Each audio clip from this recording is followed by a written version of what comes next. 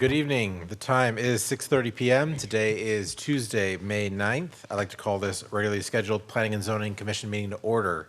May I have a roll call, please? Delory. Here. Mata. Here. Onken. Here. Guerra. Here. Stiegel. James. Here. Chase. Here. Thank you. We have a quorum. Next, item number 3, minutes. 3A, Planning and Zoning Commission meeting minutes for April 25th, 2023, regular meeting. With a motion, Yes, sir. I move that we approve item 3A. Second. Thank you. It's been moved by Commissioner James, seconded by Vice Chair Chase. Is there any discussion on that motion? All those in favor say aye. Aye. Aye. All opposed. Motion passes. Item number 4, citizen comments. At this time, if there are any members of the public who would like to speak, we invite you up now. Seeing none, I will go ahead and close citizen comments. Moving on to item number 5, consent agenda. We have consent agenda item A today. Mr. Chair, Yes, sir. motion to approve item 5A. Second. Thank you. It's been moved by Vice Chair Chase, seconded by Commissioner James. Is there any discussion on that motion? All those in favor say aye. Aye. All opposed. Motion passes. Item number 6, consider and possible action. 6A, discussion and possible action regarding minimum lot sizes and the I-35 overlay district. Is there anything you all would like to say first? Mr. Atkinson? Yes, Will Atkinson, Director of Planning for the record. Put both of these items on the agenda because they should be relatively easy to discuss without much backup material, or none in this case. One of them, the I-35 overlay, we've probably already primarily discussed, but I wanted to make sure if there was anything else that we wanted to discuss about that. And we can probably, if y'all are okay with that, we can take that item up first of the two. So I think last time it was how many of the developments actually adhere to the red brick and white limestone facade that's preferred within the code versus how many there's not. And we don't have a definite number on that, but a majority of the development along I-35 does not. And it's not a requirement, but they do get some wiggle room or a little bit better standards to them if they do that. So we've had hundreds since 2003 for CUPs, so it's kind of hard to go back and actually figure out what the percentage.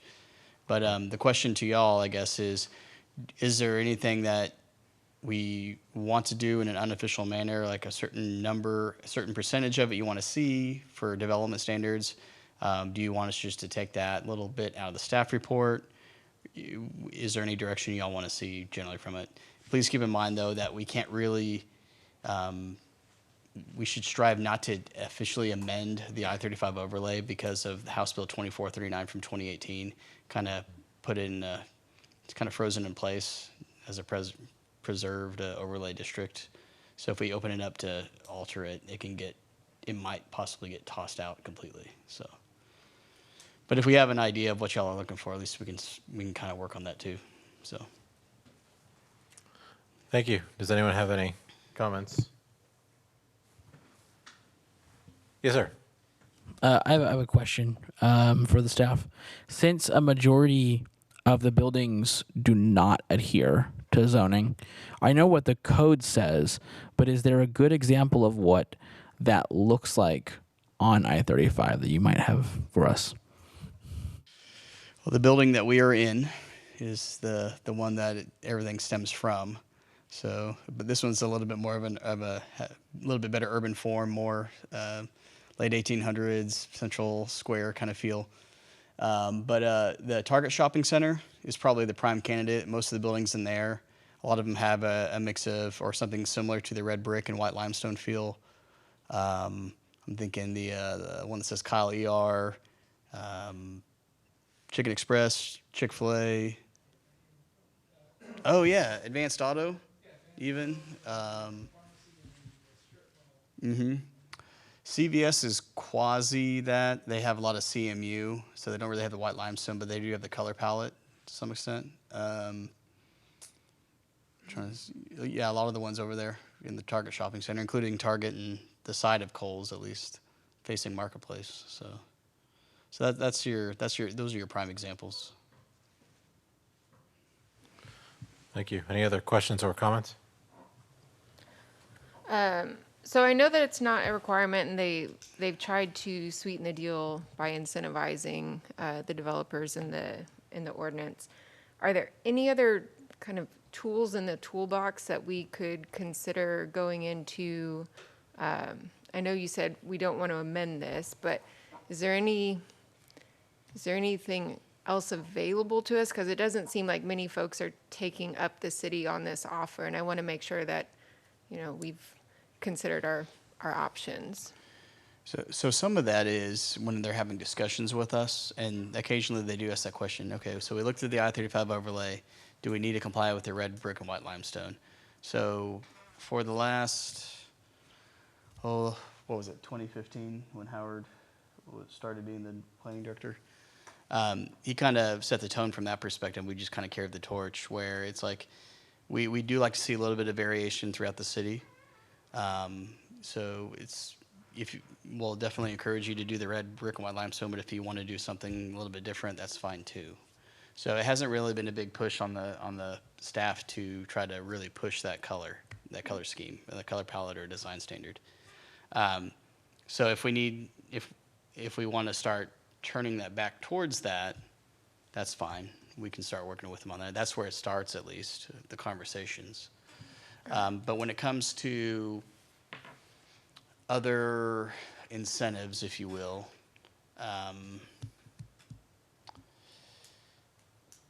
if it's in the I-35 overlay, there's some, if a business is coming in asking for some tax abatements and stuff like that with city council, maybe there's an opportunity right there to throw that in on a chapter 380, that's what they're called. It's the chapter from the state law, where we can go from there. We already account for it with the masonry for sure, 100%. Not 100% masonry, but that's the reasoning we utilize it. Usually, but if we're going in that direction and the council is considering having those tax abatements for those businesses, there's usually a good reason. Maybe it's a business retention expansion, or it's a really awesome business that we want to see come to Kyle, and we're trying to incentivize them anyway. So that could be one tool, offhand at least. You said that was chapter 380? Chapter 380s, yes. Council has sole authority over whether they grant those or not. But generally, if they do that, if they want to have a tax abatement, we ask for stuff in return as well. So that's a big thing, is the facade treatments, which we try to do our very best to make sure they meet that I-35 overlay. So when it comes to you, it's pretty straightforward. We're also, and we haven't really nailed it down yet, we're still kind of in research and talking with legal, we're trying to figure out how, and it's primarily focused on the downtown area, trying to figure out how we can have other opportunities to legally enforce architectural styles as well. So we're still working through that. But from an incentive standpoint, Chapter 380s are the biggest ones outside just the requirement for the I-35 overlay. PUDs as well. If they want some variances or waivers and all that kind of stuff, we can say, okay, you want to do this and that, sure. Let's throw in a mutually assured agreement between both parties, and let's throw some elevations in there. Mm-hmm. Thank you. So there are two main things I see from this discussion that we should try to decide as a body. One is, do we want to see more of this in our city going forward? Would we like for staff to stress these standards more as, developers come? And then the other question is, should this be, do we see benefit to this being on the staff report going forward if they do or do not meet this? Does that help us in our decision-making or not? Is that something we would like to see continue? And so I think those are the two questions. I think to move forward, I would like to try to answer those two questions based on what our preference is as a body.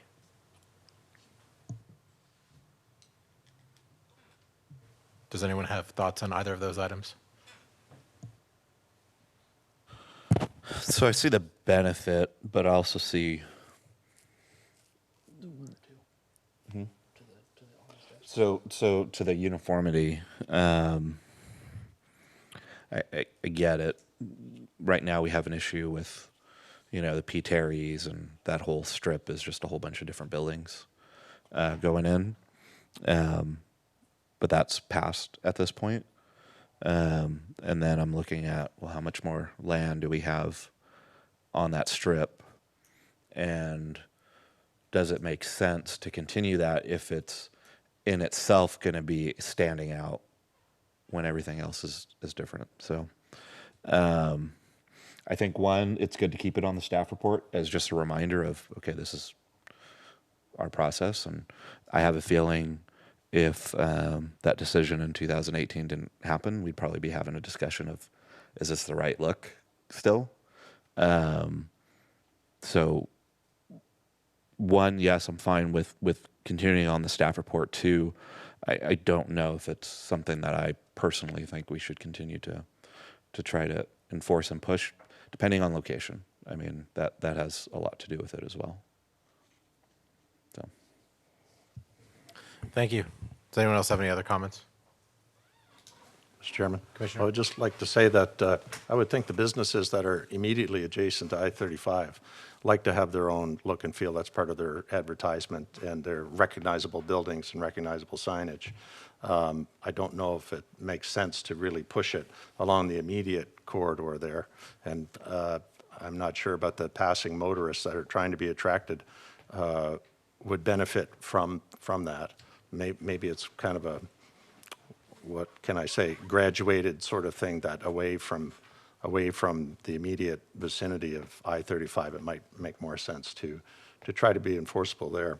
But Mr. Atkinson, I'm going to ask you, if the businesses along there, if they're approached with the I-35 overlay standards, what's their feedback on that?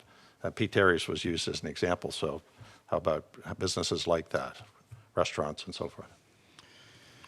I'll say the caveat, I don't remember what the percentage of masonry was for P. Terry's, but certainly in P. Terry's case, as an example, they do have a very iconic look as a regional chain for around Austin. They got the, I'm going to call it 50s, 60s era, like cantilevered wedge, or I don't even know what you want to call it, but it has that iconic look. So we tried to work with them to account for that, but also try to get as close as we could to the I-35 overlay standards. And that specific one required a little bit of flexibility because the way that pitched roof is on the side of it, you can't really have masonry attached to it without it potentially causing issues. I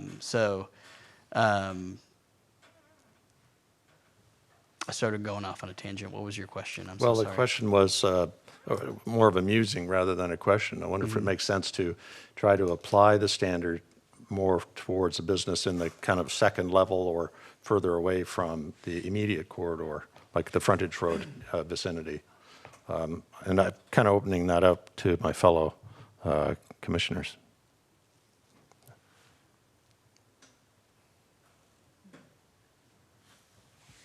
Yes, sir. I feel like we're kind of stuck in this place where, like, we're trying to. There's a tool that's been taken away in other spaces. It's a good tool. This is a good tool, but for the area that we have it in, it may not be the tool that's useful at this point in time. Mainly because where I see the standards being most effective is getting further from that little city center point. The businesses that are coming into the, like that cooler, where the Target is. Well, some of them might need that, like the shopping centers. That's a really good thing for. We get to P. Terry's and Willie's Ice House and all those ones that we've had variances for where they've tried to meet us halfway. Or I don't know, it's necessarily the thing that we're looking for that overlay to do. So I think it would be good if we could enforce some of those standards outward. I just don't know how we could do that under the current scheme with the House bill that you had referenced. So we actually have like six other overlay districts. I think it's around 7 total, including the I-35 overlay. The other 6, or whatever the number is offhand, are just empty shells when it comes to standards in it. They exist, but that's all it is. It does give us a minor leg up in negotiating to say, hey, the Planning and Zoning Commission is going to have to see this. You have to do a CUP, even though there's nothing built into it.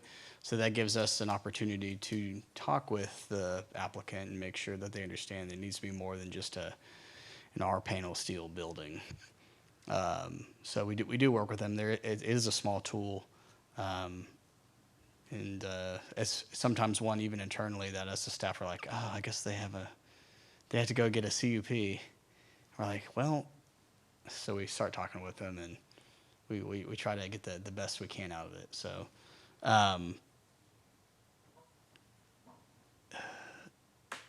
so it just kind of depends on what you want to see. From that perspective, do you want to see more variety along I-35 and then second bank or third tier stuff back off the interstate? You want it to be more consistent with the I-35 overlay? Do you want it to be more? Do we apply the red brick and white limestone to certain architectural styles that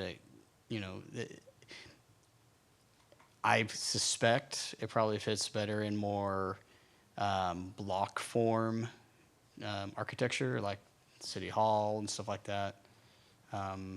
It's definitely a more traditional-esque look. So, but it doesn't mean you can't get creative with it either. So it just, yeah. Yeah, go for it, man. Yeah, I'd like to just make a note. I think it's important to keep in mind, it may not be the best overlay we have, but it is one that we do have. And so if we were to amend it and that goes away, then all of a sudden it's a situation where we're like, I wish we had that back, because then there's no stopping metal buildings. We've had conversations recently with developers, and they want to build, and they want to build cheap because of the price of the land, and they've got their pro formas, and so I think moving it away, it probably does more harm than good. I also think it is somewhat of a benefit in the fact that, P. Terry's is a good example. Torchy's, that area is a perfect example. Everyone has their own brand these days. That's very difficult to kind of pull in. Brands are also becoming considered artwork, which becomes a First Amendment issue. And so that's something else to think about. But having that does at least let us look at a project, because we also don't want to get into a situation where we're talking mid-'80s A-frame Whataburgers. And where we start getting building designs that become so unique and out of whack that we can't repurpose those if or when they go out of business. So I think everybody remembers early 90s, every A-frame Whataburger sat vacant for several years. So at least by having some standards that we can kind of work on, hopefully that helps long term if some of these businesses do come and go. Obviously, we don't want to lose a P. Terry's or Torchy's, but those aren't businesses that have been around for hundreds of years that we know are going to have that sticking power. So same with the old school Pizza Huts, the classic. I mean, those buildings just didn't have a good adaptive reuse. So this, while may not be perfect, gives us a little bit at least to try and claw our way back. Now, off of that, like I said, we have development agreements. Usually that's our biggest tool. Most of the time it becomes in the form of LUEs. We have a lot of density. We're only averaging 4 or 5 LUEs per acre, so they're negotiating that. And so that becomes our big tool to say, hey, we want to do this. Will said 380 agreements. A lot of times some of these big developments, they have their own master plans, they have their own deed restrictions, so they won't even sell to somebody that's not going to meet their design criteria. So I think there are a lot of tools that we can use. I like to use it as, your toolbox doesn't just have one hammer. There's several types of hammers in that thing. You got your sheetrock hammer, you got your ball peen hammer, you got your roofing hammer, you got your tin hammer. I mean, so we can do it a couple of ways, but we do have some concerns about amending it and possibly losing that tool. Commissioner Arkin. Thank you for those comments. That's very interesting. I tend to be in favor of keeping the overlay and encouraging its application more. I've done a lot of driving in this last week, up and down 35 and then out towards the hill country. And one thing I notice when I'm on 35 between, Austin and San Antonio, it's a lot of the same. It's the same kind of restaurants. You drive 20, 30 minutes, you get to kind of the same cluster of things. And we do have some great differentiating things in Kyle now, which I hope we have more of. But I think if I'm a commuter, I would actually be more interested in a community that had a real sense of place and cohesion in their styles. I'd wonder, what is this place? I want to go there and check it out, versus something that looks like everywhere else that I've seen my whole life. And I notice that contrast when I'm driving through, Wimberley or Dripping Springs or something versus driving through the highway towns on 35. So I would encourage us to try to encourage it. I would encourage us to encourage it where we can. I think it's a real advantage for us to have that in place. Thank you. Yes, Vice Chair Chase. So I'm very much on the red brick, white stone. I don't like it. It's very shopping mall looking, strip mall looking. Masonry is different, and that's exactly what I got from what you were saying is we don't want to do away with masonry, so we have that ability to say, okay, if you can't do your red brick, white stone, let's do this instead. So I think that's something that we should continue to do. Not hamstring ourselves and say white stone and red brick. And secondly, are the staff looking for a motion? What are you all looking for here?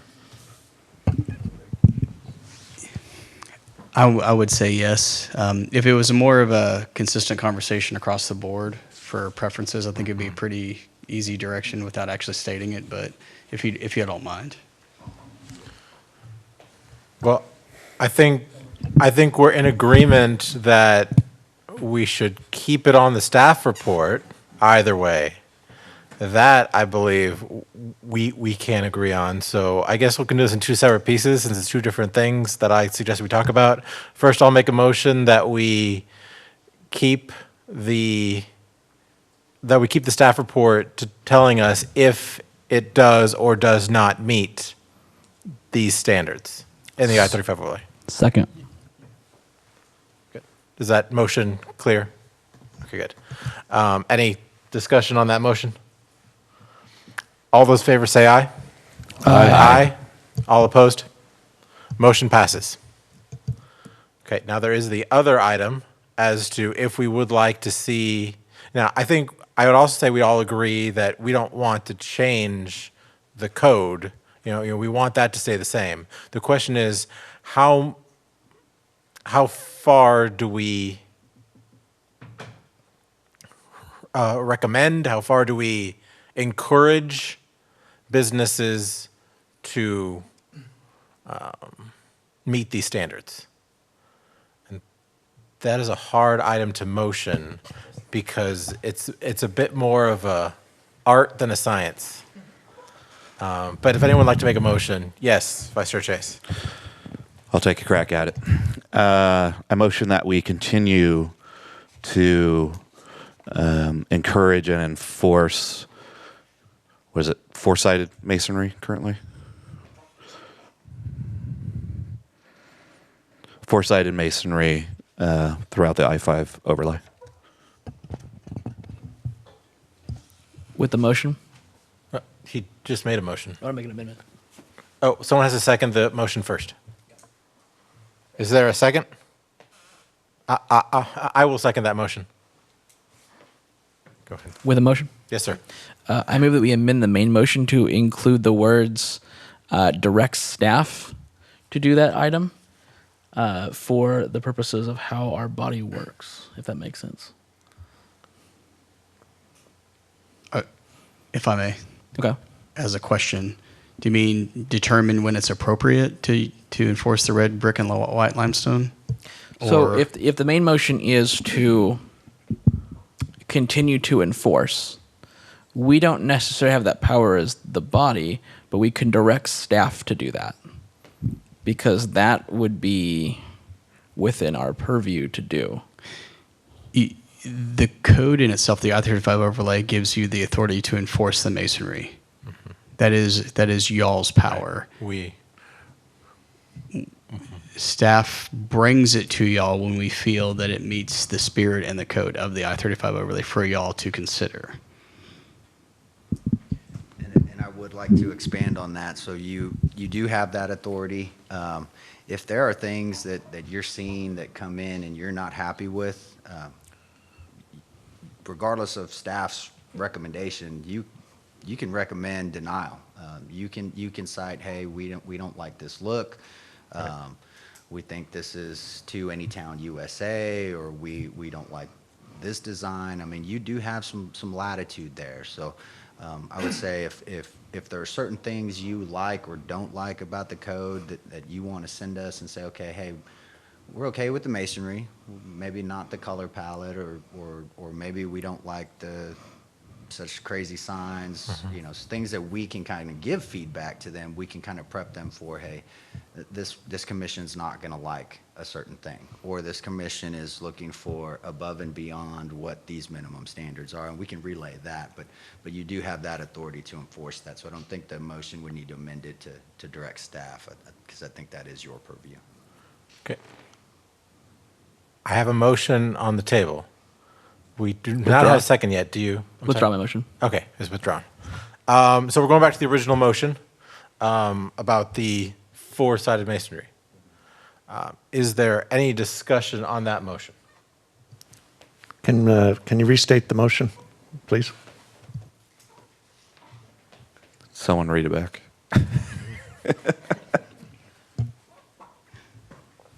It was moved that we continue to enforce. Encourage and enforce the four-sided masonry Okay. for the I-35 overlay. Thank you. So this motion spoke about the masonry, did not speak about color. Correct. So that's what the motion is for. Okay. So, go for it. More discussion, or? Please. I'll second the motion. Oh, If you want to. I believe I already seconded it. It's been Did you? seconded. Okay. Yes. It was the amendment that didn't get seconded, but that was withdrawn. Okay. Okay. Commissioner Ogden? So just to clarify, if we are voting on this motion about the masonry, does that mean we are abandoning any concerns of color, or we're just No. formalizing our You support can, for the masonry? after this motion, well, you can amend this motion to also include color, or this motion can pass or fail, and then you can make a different motion about color specific. Is that correct? You all agree with me? So this motion is about masonry. Okay. You can move to amend the motion to also include color, or we can complete this motion, then start a new one if you would like. Is there any, yes? Just so we have it on the record, I just want to ask what the intent of the motion is. To take color out of it. The intent is to continue to do what we're doing today and encourage masonry, and to allow to consider variances when they are brought to us. And that would not lock us into future decisions, correct? Correct. Cool. I mean, if I may, I mean, this is pretty simple. I feel like we're going to continue to do what we've been doing and what the code says, because if we try and change it, we kind of hamstring ourselves, but maybe do a better job of trying to encourage them to kind of see all side. I think if we're all in agreement that we just want better projects, then that's really the direction for staff. I think at first we were asking for the motion because we were kind of a little bit here and there, but I think after the discussion, we're kind of understanding that our hands are tied a little bit on this as far as color and what we do. So unless there's something that y'all want to see different, I would say it's more of just kind of keep the status quo, unfortunately. I know that's not an answer everybody likes hearing, but it is unfortunately the reality of this ordinance and what the state has kind of given to cities. Right. But, well, I understand the intent of the motion. The motion is worded a specific way. So when it then does get moved forward, it would not affect color for or against so much. It would be about the masonry. And then if after someone would like to make a motion about color, one way or the other, we absolutely can. But that's what this motion would do. Commissioner Mata? Yeah, I was just gonna say, I think it's a good baseline what we have there, like, kind of just, don't touch it, just leave it alone, and then you just work from there. You have a good baseline, just continue to work. Some people may go with it, you can enforce them to do so much, but then you can't, because they can say, no, we don't want that. We're gonna go walk away, we go somewhere else, So, Okay. yeah, it's a good baseline. Leave it as is. Thank you. Yes, and we do have the I-35 overlay. It does come to us. We do make this decision if we feel it meets the heart or the intent of, if it meets those standards. And so if we feel it is not living up to that based on color, based on other things, we can absolutely make that decision per item when they do come to us. But we have a motion and a second. Is there any other discussion about the motion? All those in favor say aye. Aye. All opposed? Motion passes. Were there any other motions we would like to make about the I-35 overlay at this time? Okay, then we're going to move over to the minimum lot sizes, still on item 6A. Is there anything staff would like to say? I've got a few things, but I'll let you guys go first. I want to hear what y'all have to say, because I'm curious where this discussion is going, because I really don't know. Absolutely. Thank you. Yes, this has been an item that I did want to see. So when I speak of lot sizes, minimum lot sizes, I wasn't necessarily speaking of R11, R12, R13. Those have minimum lot sizes, and that is what differentiates them from each other, how large those lots are. What my concern was with minimum lot sizes is in some of our other zoning types. MXD, you have a minimum lot size of 2 acres. R33, minimum lot size of 12,000 square feet plus 1,000 square feet for each residential unit. Community commercial, minimum lot size 8,000 square feet. Office industrial, minimum lot size 1 acre. These are some that I thought there might be more for some other zonings. These are what I've seen. And so we have these requirements. Along with these requirements, we also have minimum setback requirements. We have impervious cover, maximum impervious cover that they may have in that particular zoning.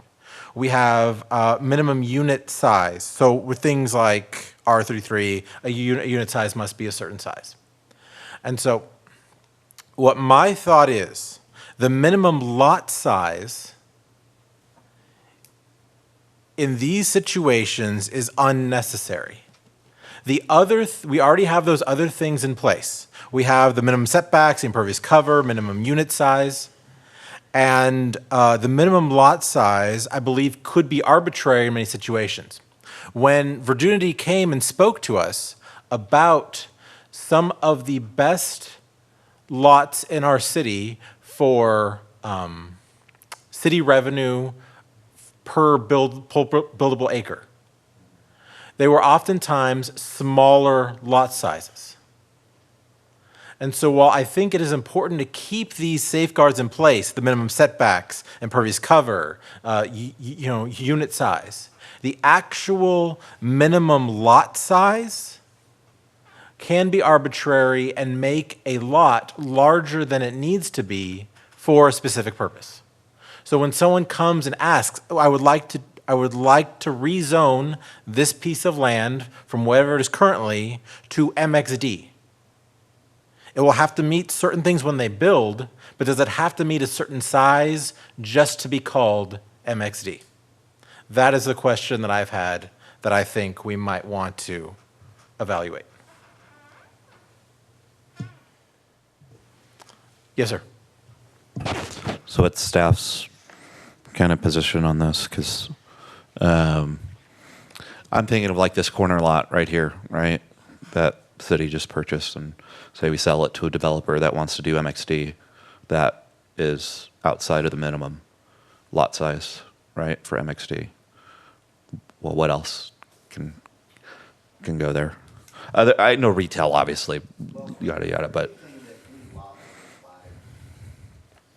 It's a non-conforming lot, so there would be an issue on they coming in and getting their building permits. Mhm.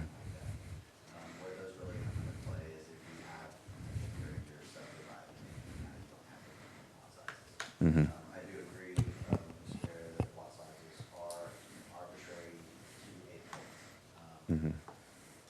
Community focused on their study was residential lots in relation to their return on investment when discussing utilities, infrastructure, and streets.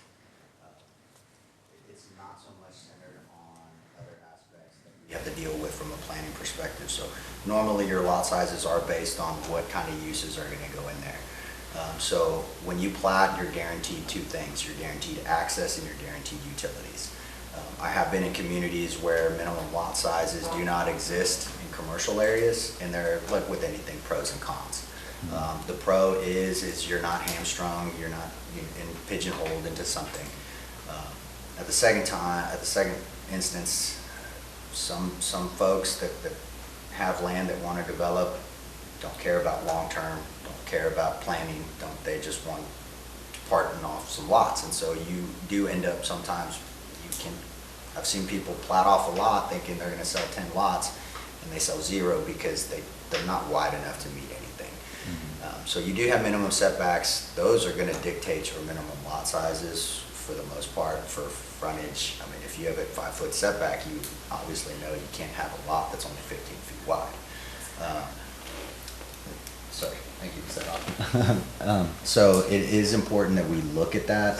I think if the direction from this body is to adjust those accordingly, I think we can do that. I would caution again, I would not recommend getting rid of them in any way, just because sometimes, MXD is a vertical mixed use development.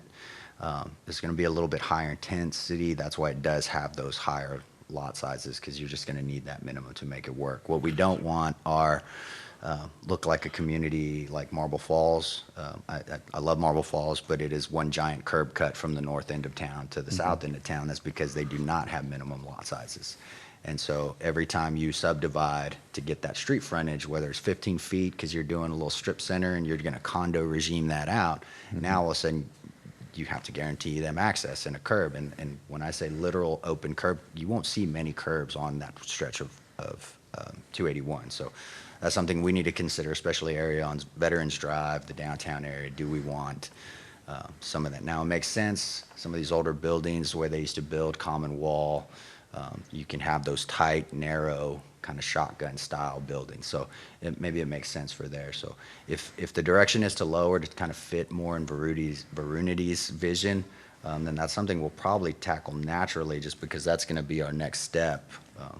Kind of once we wrap up their comp plan is, okay, we've got this plan now, how do we execute it? And one of those will be no more curvilinear streets, smaller lot sizes. I mean, how do we get to those? So I think it'd be good to probably provide staff with some focus on, pick a couple of zoning districts that we want to touch on first, that we can look at, play with, kind of test it out to say, okay, at 50 feet, we become a giant curb cut, but at 75, we can encourage cross-access. That makes a little bit more sense. Maybe it's not 1 acre.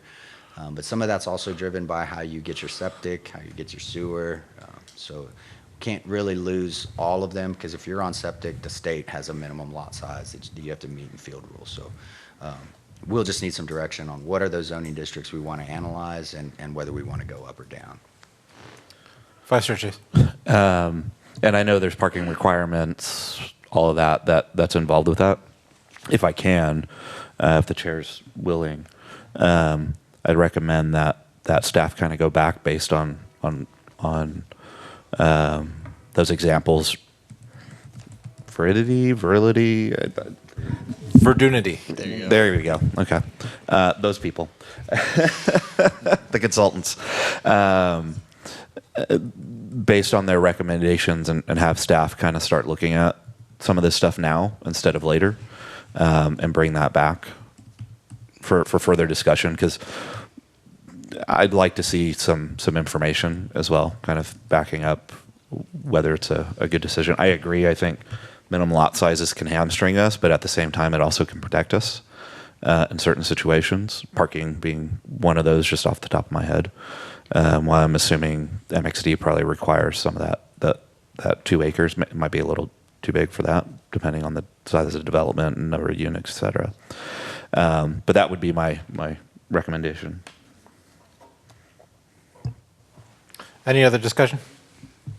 I just had a question for staff. Have there been certain businesses that have asked for rezoning because the lot sizes are too large? And is this something that's restricting growth or restricting business coming in your assessment? It's not restricting it per se. The people that want smaller lot sizes, typically the groups are usually single family residential builders. We have the residential style guide in place that says any single family or duplex zoning that's less than 50 feet wide has to be alley loaded. So we nullify that curb cut issue, if you will, and it actually makes that streetscape safer from where the sidewalk intersects with the driveway, because it doesn't at that point. You take it off the alley. When it comes to commercial, it is something we do consider if there's a minimum lot area required for a certain zoning district or a maximum lot area. For example, the neighborhood commercial zoning district. Earlier this year, y'all recommended approval and council did approve the neighborhood commercial zoning down at Highway 21, adjacent to the gas station there. Partially because in the comp plan as it currently is written, you can only have neighborhood commercial down there because there was no wastewater coming anytime soon at that time, but now that's not going to be the case anymore. And so in that case, neighborhood commercial was limited intentionally to be a maximum aggregate of 1 acre for those zonings in a certain area, because it is supposed to be like dead center or really close to the middle of a neighborhood, an actual single family neighborhood. You got the little corner store, maybe has a residential architecture design or something to that effect. And so you wanted to be within scale of the other residential lots and homes around it. So, but it is an aspect we do keep in mind when someone's requesting a rezoning for what they want to do. So we do have a handful of options when for example, someone wants to do an office. You can do neighbor commercial, community commercial, retail services, or OI. So a big chunk of that is the comp plan that we look at, and some of it's also, okay, how much land do you actually have?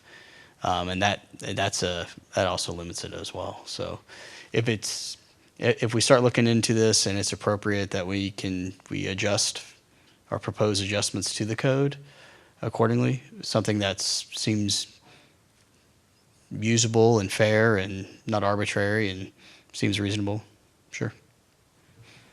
Okay, and I want to clarify. I'm not speaking about changing the lot sizes for individual plots in an R11, R12, R13 area. The house, how the 50 feet has to be. That absolutely. I'm thinking about the entire unit itself. When someone comes and asks for a zoning change, I want to change from agriculture to MXD, but it's not quite 2 acres, so I can't do that. Are you looking for commercial scale development? More of a not so much single family or duplex, but higher intensity uses and commercial level stuff? Right. I would say R33. Right. Should also be considered. But yes, this was mostly, the ones I listed were the ones I was mostly looking at. MXD, R33, community commercial, office, what's the I in OI? Institutional. Office institutional.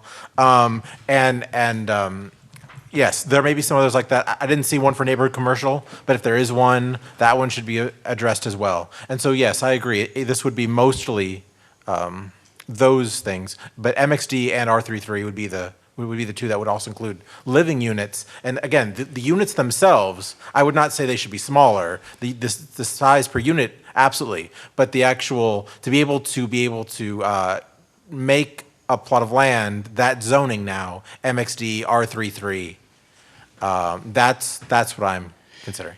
There might actually be something to be said about, and I'm about to open up a can of worms with the statement, knowingly. to put square footage limits on residential unit sizes in multifamily. I don't know how arbitrary that is or not, but sometimes it doesn't happen too often because usually the market dictates and it's around that. But either we nailed it really well whenever we drafted the code in 2003 somehow for setting those those square footage units on those multifamily units, or it's. But I don't know if it's arbitrary or not. It probably is. But the other question I have is, are we looking at everything outside of Plum Creek, or are we looking at Plum Creek also? Because we need to be careful with that too. I don't know that code well enough. Okay. So that's I mean, fair. I've been reading the code for the non Okay. Plum Creek Okay. areas. Well, we I'm can start not with- sure what the that's code probably a good says. start. Anyway. Yes. Okay. Absolutely. So yeah, that is my thought with these two. I mean, I still am under the impression that for these zonings, that the setback requirements, the impervious cover, the minimum unit sizes will dictate how many parking spaces they need, will dictate the size of the lot. And that these minimum lot sizes are not necessary, but we can start with reevaluating if we can just lower the requirements or the minimum for them. That is my take on this. I think it's And just for clarification, so you talked about multiple. I think for staff and for the ease to kind of get something in front of y'all, we should probably focus on one zoning district. There's a lot of what if scenarios, a lot of things to look at on multiple zoning districts.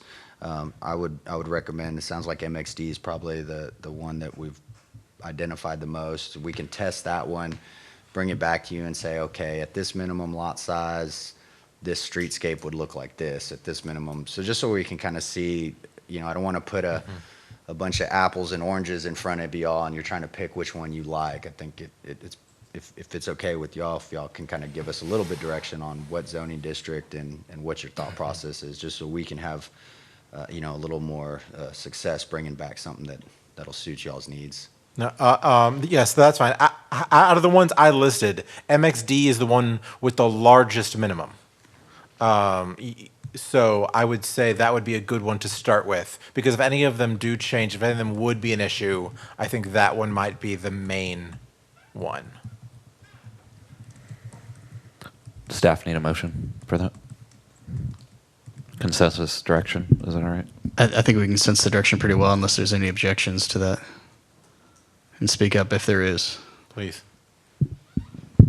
Okay. Are there any other discussion on this item? Yes, sir. Yeah, I mean, I would just say the MXD was the one that I was really looking at. I can definitely see this as an effective way to, as we're really discussing what this is, like I think we've definitely had the discussion about, we want to define MXD effectively. Like this could be a really good tool for us to have an effective MXD that gives us what we're looking for versus kind of what we've seen sometimes. Thank you. Any other discussion? Okay. We will move on to item number 7. 7A, general discussion. Discussion only regarding Planning and Zoning Commission requests for future agenda items. Are there any agenda items we would like to see on future, or are there any items we'd like to see on future agendas? This would help with our, we had that commercial area. Okay. I will move on to item number 8, staff report. 8A, staff report by William Atkinson, Director of Planning. All right, Will Atkinson, Director of Planning for the record. So the biggest thing coming up is the next meeting on the 23rd, Tuesday night at 6:30. It'll be a combined Planning and Zoning Commission and City Council workshop for Verdunity Strip number 3. It'll be scenario planning. So whether we want to pursue the business as usual model versus what it looks like under a fiscal-based analysis. So they're going to present both of those, and that's going to come on at the tail end of a 2-day trip down here, where we're going to have a couple of public outreach events on Monday night or Monday afternoon and Monday evening, The Monday afternoon, one's going to be at the Public Works Training Facility, the building right behind the front building, from 1 to 4 on Monday the 22nd, and then in the council chambers from 5 to 8, I believe, for the second thing. It's the same thing twice. So if you can't make it to one, please come to the other one. The general citizenry has an opportunity. At each one, there's going to be 3 options for a drawing for a annual membership to Costco. And so we're hoping we're going to generate a lot of buzz with that and get a lot of people in here. So that's going to be fun. That's the biggest thing coming up, really. And I'm going to be on vacation the first half of June. So Kayla and Jason will be leading the charge for the meeting that I won't be here. And I believe that is everything. So. Thank you. Yes, sir. I was just curious if there was any. Last time we talked about like an order of discussion for our like workshops. I was just curious if there's any update since we've had that discussion. About kind of what you're all thinking about.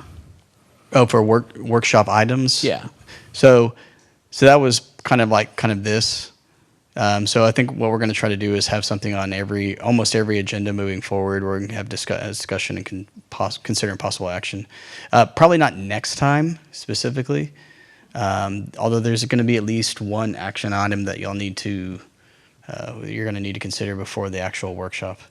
So, but otherwise, yeah, it'll be more of an item on the agenda, so we can incorporate it, whether it needs to be on the second Tuesday or the fourth Tuesday, just whichever one it gets on the agenda for.